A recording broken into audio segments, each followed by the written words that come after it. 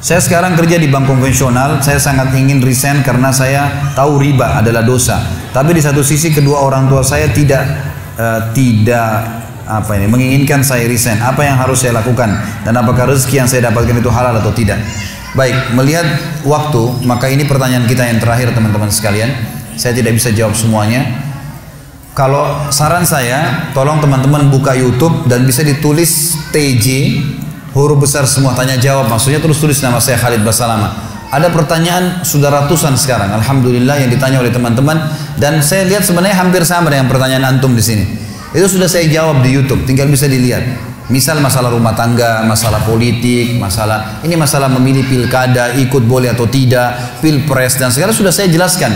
Bahkan ada ceramah saya judulnya kriteria pemimpin dalam Islam. Itu bisa ditonton semua, insya Allah bisa jawabannya. Khusus masalah kerja di tempat riba ini teman-teman sekalian, saya nasihatin karena Allah subhanahu wa ta'ala. Jangan anda pahami Ustadz ini kolot atau terlalu keras, bukan masalah itu. Tapi riba ini teman-teman sekalian berat sekali riba ini. Dan memang kalau anda lilitkan diri anda di riba ini, maka sulit untuk lepas. Karena memang sudah Allah katakan sebetulnya dalam Al-Quran, sifat riba memang begitu. Ya ayyuhalladzina amanu la ta'kulur riba adha'afan mudha'afa. Hai orang beriman, jangan sampai kau makan riba, karena itu akan terus berlipat buat kalian. Ini berbahaya buat kalian, tidak boleh.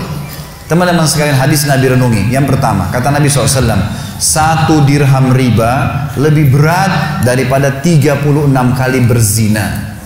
Riwayat yang lain, kata Nabi SAW, 1 dirham riba lebih berat daripada berzina dengan ibu kandung.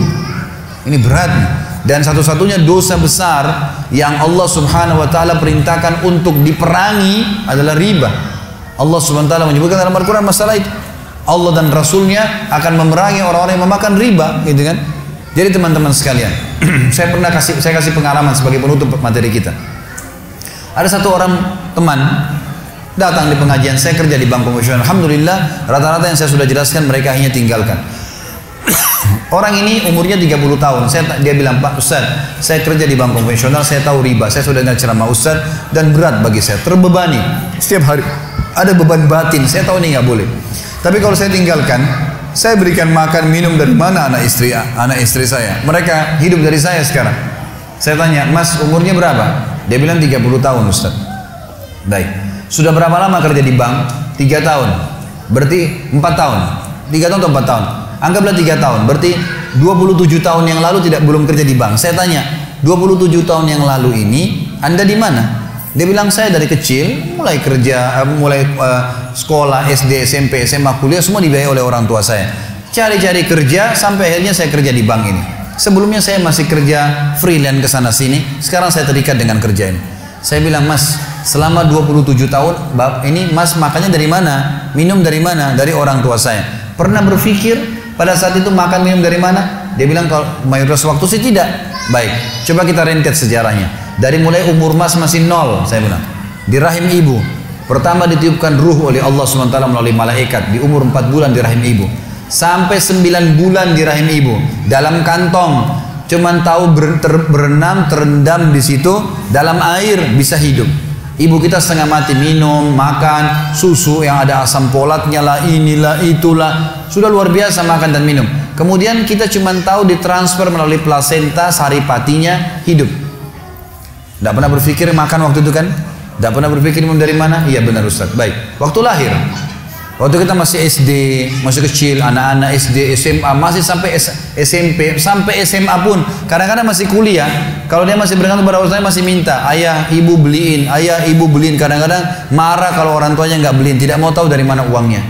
Pernah nggak berpikir waktu itu dari mana uangnya? Tidak pernah berpikir. Anak-anak cuma nangis beliin permen, tidak dibeliin, beliin es krim, tidak dibeliin, nangis. Gitu kan? Baik, kita selalu dibelikan. Dari mana semua uang itu? Secara mata, kasat mata manusia, orang tua kita yang punya, tapi sebenarnya itu rezeki yang Allah sudah berikan kepada kita. Sudah tercatat itu rezeki buat kita.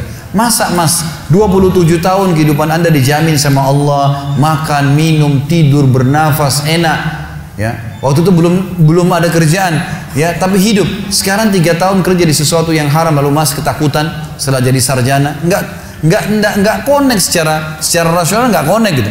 Mesti kita berpikir secara sehat. Dan ingat, saya ingatkan kepada dia dan kepada teman yang bertanya juga dan seluruh muslimin yang masih terikat dengan masalah haram ini.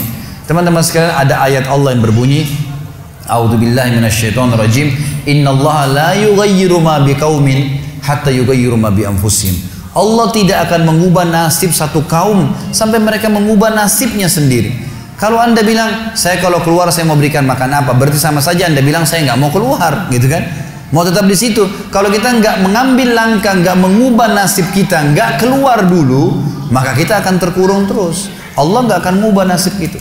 Harus keluar dulu, baru Allah ubah nasibnya. Memang begitu. Dan banyak orang yang lakukan akhirnya berubah nasibnya karena mereka mendobrak itu. Teman-teman, ada sebuah kaidah hidup. Ini pegangi. Jangan kurung diri kita di bingkai kehidupan yang kita buat sendiri. Misal gini, saya kalau tidak minum kopi pagi hari kepala saya pusing. Misal, ada orang bilang begini, kalau pagi hari nggak ada kopi pusing nggak kira-kira? Pusing. Karena dia sudah sugesti dirinya, kalau nggak ada kopi kepala saya pusing. Teman-teman yang masih merokok, coba tanya, kenapa Anda merokok? Saya kalau tidak merokok tidak bisa berpikir. Tidak merokok, saya tidak percaya diri. Dia gantung kepercayaan dirinya pada batang rokok itu. Sehingga kalau dia tidak merokok, betul-betul tidak bisa berpikir. Kalau nggak ada kopi, betul-betul bisa pusing. Padahal sebenarnya kalau ada air putih, ada susu, minum saja, gitu kan? Nggak ada rokok pun bisa hidup, bisa berpikir. Ini namanya bingkai kehidupan. Kalau bahasa saya, itu biasanya kita kurung di situ, berputar-putar di situ. Kita nggak mau keluar. Padahal kalau kita keluar dari bingkai itu, teman-teman sekalian, kolam yang sedang kita tenggelam di dalam, kita keluar, bumi ini masih luas, dan kita punya banyak peluang, jutaan peluang di depan mata kita. Saya masuk di Gramedia, saya temukan satu counter, ada khusus untuk buku-buku investasi. Itu ada tulisan buku-buku bagus, kreatif sekali. Tulisannya itu memulai usaha dengan modal 5 juta. Ada buku memulai usaha dengan modal 10 juta, 20 juta, 15 juta, 20 juta, per 5 juta tuh naik. Ada buku harganya cuma 20 ribu, bisa dibaca. Kreatif, coba kembangin, bisa. Tapi Allah tidak akan mengubah nasib kita kalau kita tidak mengubahnya, teman. Harus mengubah dulu.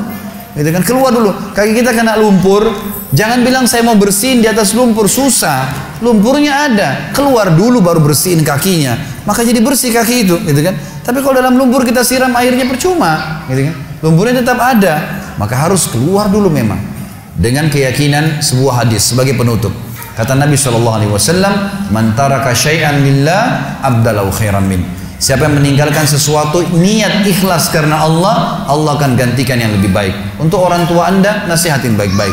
Dan ada hadis Nabi yang berbunyi, jangan tidak ada ketaatan pada makhluk yang berbau maksiat kepada Khalik. Orang tua kita kalau larang kita pindah dari bank konvensional, ini riba, haram, nggak boleh dipatuhi orang tua, gitu kan? Orang tua suruh seorang muslimah buka jilbabnya, nggak boleh dipatuhi ini. Kepatuhan hanya pada hal yang tidak bau maksiat kepada pencipta. Itu boleh. Kita lagi sholat wajib, orang tua kita panggil, nggak boleh kita berhenti. Tapi kalau lagi sholat sunnah boleh. Gitu kan? Jadi harus difahamin bagaimana memahami hukum-hukum syar'i itu. Allahu a'lam. Semoga Allah memudahkan Anda dan seluruh muslimin untuk keluar dari keterkaitan pada hal-hal yang haram ini. Mari kita berdoa kepada Allah SWT. Semoga Allah berkahi majelis kita.